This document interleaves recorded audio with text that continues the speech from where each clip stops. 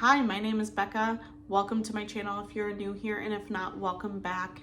I am a secular homeschooling mom to 3 small kiddos, and today we're going to talk about how we are able to successfully homeschool in our small space. Now, while it is absolutely my goal to be able to renovate the bedroom downstairs and turn that to its own homeschooling room, that is not my current reality. And in fact, most homeschoolers I know just homeschool right around the dining room table, and that's what we do here in this house. So if you feel like you can't homeschool successfully due to your lack of space, you do not need to be worried. That is absolutely not a requirement to have its own space for homeschooling. So we do all of our homeschooling over here in the dining room, and this is technically into the living room, but we use this bookshelf specifically just for homeschooling curriculum and things. So up there on the top shelf over to the left is all of our games for learning to read. Those are up there mostly so that way they don't get thrown all around the house and have missing pieces, but those are up there. Those clear bins up there, those have art stuff with loose pieces. So because I do have an infant, I didn't want like jewels or beads or things like that, getting loose around the house. So those are up there to be able to use during certain times. And then we've got this big gray bin up at the top, and that has all of our science experiment kits and our microscope. So usually for Christmas or for certain science curriculum, we will buy, you might have seen them at Target, but National Geographic has a lot of these science experiment kits that you can buy, and we just put those up there so that we can have it out of the way and we use as we need it. And then over on this shelf here is mostly our math manipulatives and things. So we've got a box full of different counting cubes, we've got counting pieces, we've got coins and money, and all that stuff is up there. And then we've also got our anatomy little man. That's I believe it's also a National Geographic, but it's a glow-in-the-dark skeleton. The kids could take it apart and put it back together. They love that. That's also where I keep my laptop and tripod and things like that up there. Down on this shelf, we have our All About Reading little books and stuff, the teacher's manual for All About Reading. I keep these up here just because my toddler, she is 2.5. She likes to flip through books, and those ones specifically, I don't want her to accidentally rip a page or anything like that, so those are up there. We also have like our dry erase markers, scissors, timers. I've got an essential oil there that we use that for during school. And I also have our Yodo player up there and the cards for that. And then down here, this is the bulk of the curriculum. So I've got a binder here that's just full of loose leaf paper. Our All About Reading binder. We have right now, if you've seen my other video, you would know, but we are doing anatomy and Adventures to the New World, both from Little School of Smiths. I'll link that video down below in the description box and in the cards above for you as well. But just for how our schooling turned out, we are already doing those instead of starting in the fall for those. So those are down there as well.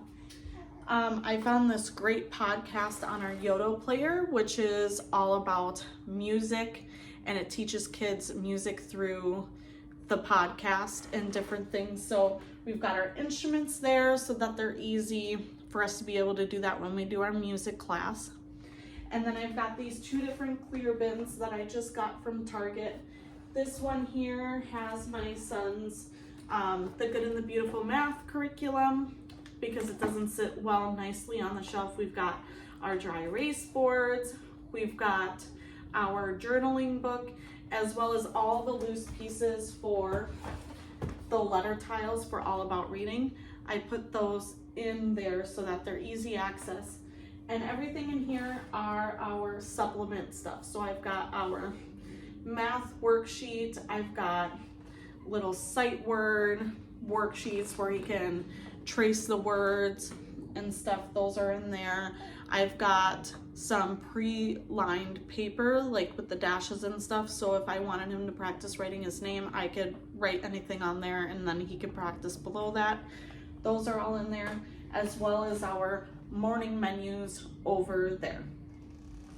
And then down here, when you open it up, this isn't specifically for homeschool necessarily, but these are a lot of our art stuff.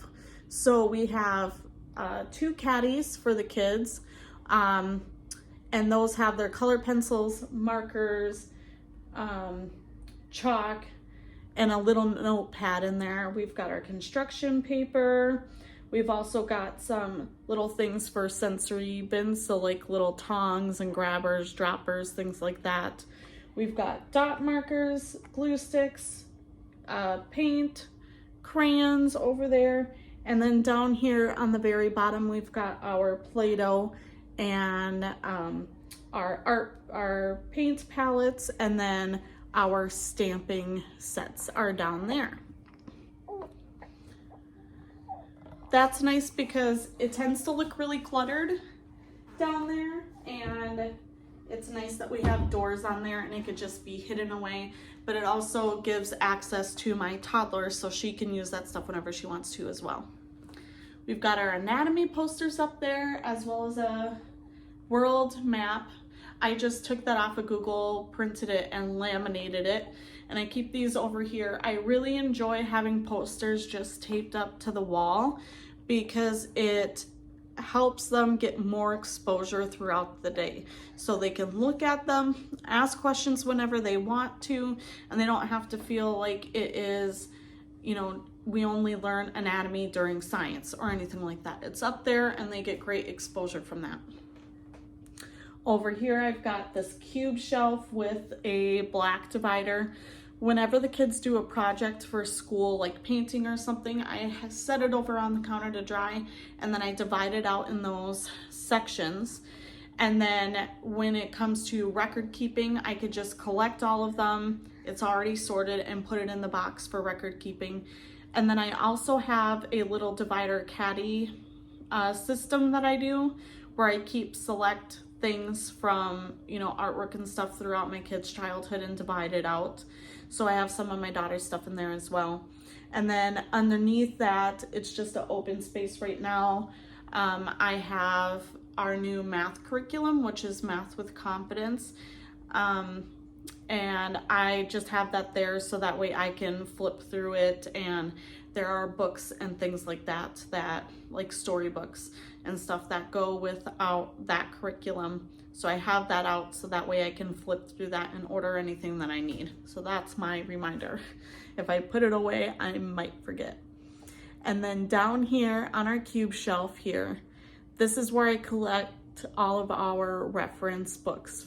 So our DK books, any human body books, Christopher Columbus, all the things that I need that are reference books that the kids can also flip through that are not teaching manuals are there.